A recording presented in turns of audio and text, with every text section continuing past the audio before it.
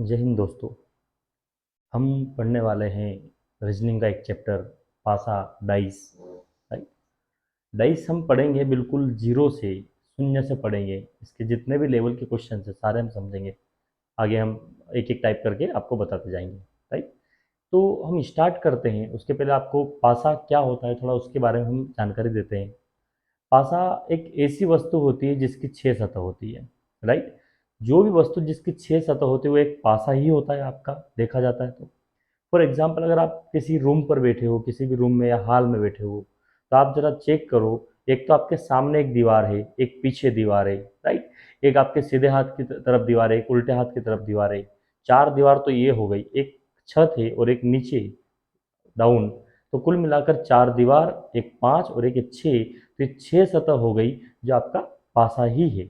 अब इसमें हमें क्या सीखना है, क्या समझना है, जरा आप ध्यान देना कि जैसे ऊपर एक छत है, इसके पड़ोस में चारों दीवारें हैं, मतलब ये इसके पड़ोसी सतह है, ये इसकी पड़ोसी सतह है।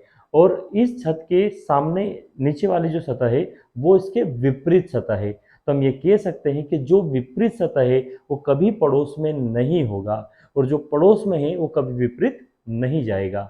राइट। चलो, तो पासा स्टार्ट करते हैं। पासा में हम पहले टाइप को स्टार्ट करेंगे। पहले टाइप के क्वेश्चंस किस प्रकार बनते हैं, कैसे हमें उनको सॉल्व करना है, समझना है। ठीक है। तो पासा कितने प्रकार के होते हैं, तो पासा आपके दो प्रकार के होते हैं। एक होता है आपका मानक पासा,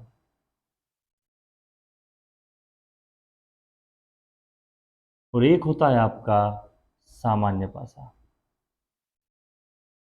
सामान्य पासा। राइट। एक होता है मानक पासा और एक होता है सामान्य पासा। अब मानक क्या होता है, सामान्य क्या होता है, उसको हम समझते हैं। तो मैं फिलहाल यहाँ पर एक पासा बनाया, एक यहाँ पासा बनाया।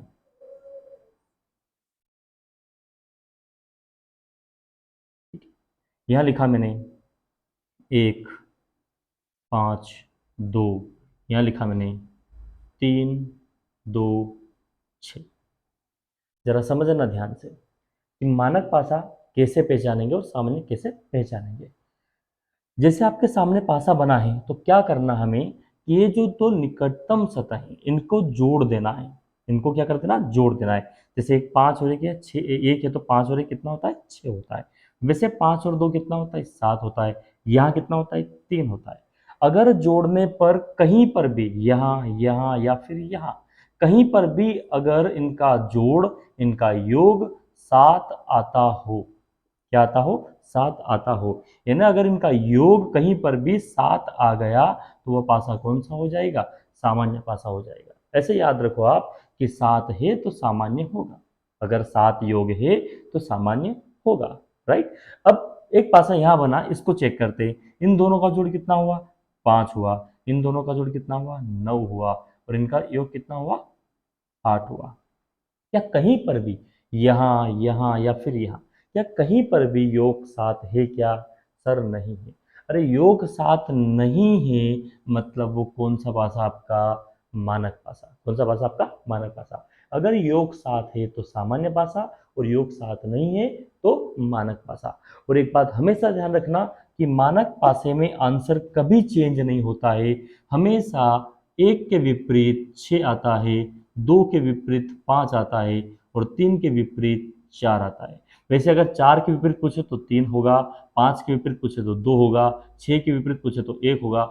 यही आंसर होगा आपका, कब, जब पासा कौन सा हो, मानक हो। अगर मानक पासा है तो यही आंसर होगा, कभी आंसर चेंज नहीं होगा। राइट। चलो, तो उम्मीद करता हूँ आपको कि मानक और सामान्य पहचान करते आपको आ गया होगा, समझ में आ गया होगा। राइट। चलो, अब क्वेश्चंस किस प्रकार के आते हैं वहां पर हम चलते हैं। ठीक है।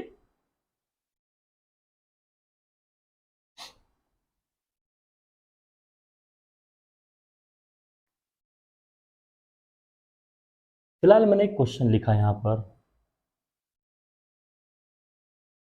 चार के विपरीत सतह पर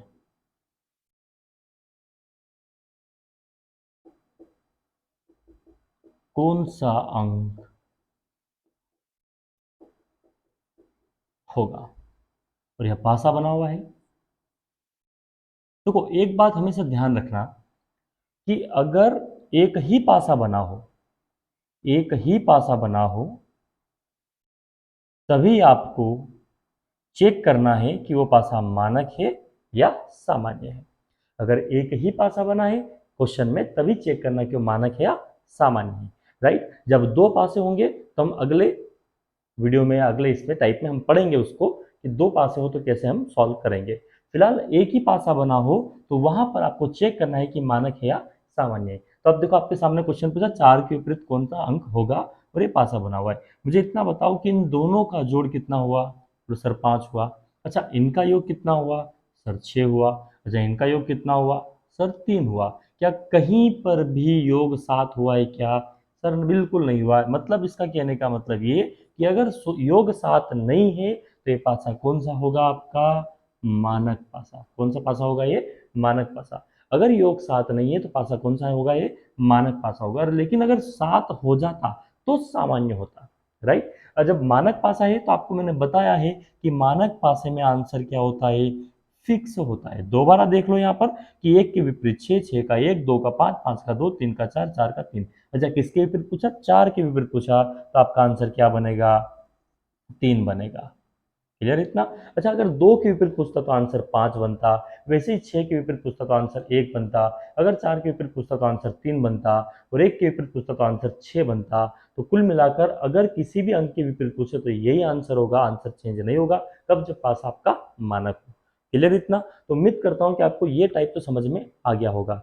ठीक है, चलो। जब ये मानक हो तो हमें क्या सॉल्व करना है, क्या आंसर देना है, ये तो आपने सीख लिया।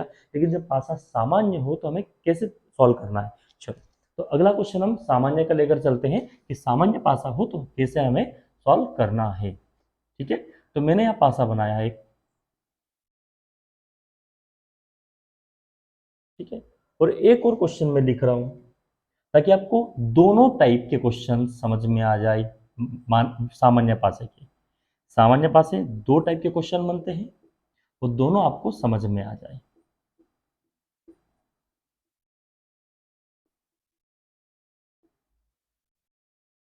अंक होगा,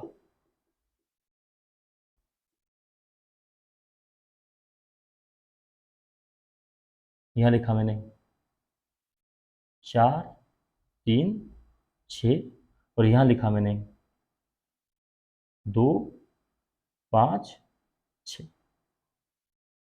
जरा समझना, पहले तो हम चेक करते हैं कि पासा मानक है या सामान्य है। तो अब जरा जोड़कर देखो, 4 और 3 कितना हुआ, सर 7 हुआ। अगर 7 हो गया तो पासा कौन सा हो गया, सामान्य हो गया।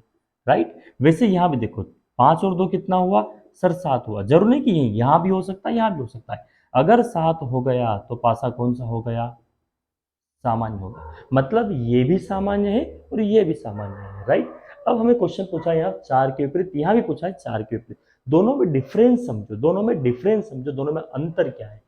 देखो यहाँ 4 के विपरीत पूछा है, पासा सामान्य है, ये भी पासा सामान्य है। यहाँ भी 4 के विपरीत पूछा है, यहाँ भी 4 के विपरीत पूछा है। लेकिन यहाँ जिस अंक के विपरीत पूछा, जिस अंक के विपरीत पूछा वो अंक हमें दिखाई दे रहा है। लेकिन यहाँ जिस अंक के विपरीत पूछा वो अंक दिखाई नहीं दे रहा है। बस यही डिफरेंस है दोनों क्वेश्चन में। तो सॉल्व कैसे करना, बहुत आसान है, जरा समझो। तो जिस अंक के विपरीत पूछे अगर वो अंक दिखाई दे, जिस अंक के विपरीत पूछे अगर वो अंक दिखाई दे, तो आंसर क्या होगा, जो दिखाई नहीं दे उल्टा करना है। अगर दिखाई दे तो आंसर जो दिखाई नहीं दे। तो बताओ जरा यहाँ क्या नहीं दिख रहा, सर यहाँ 1 नहीं दिख रहा, 2 नहीं दिख रहा और 5 नहीं दिख रहा। मतलब इसका आंसर आएगा या तो 1 या तो 2 या फिर 5। वैसे ही अगर इसको हम सॉल्व करें तो उल्टा ही करना है। बताओ 4 किसके विपरीत पूछा, 4 के। तो जिस अंक के विपरीत पूछा वो अंक दिखाई नहीं दे, जिस अंक के विपरीत पूछे वो अंक दिखाई नहीं दे, तो आंसर जो दिखाई दे उल्टा करना है।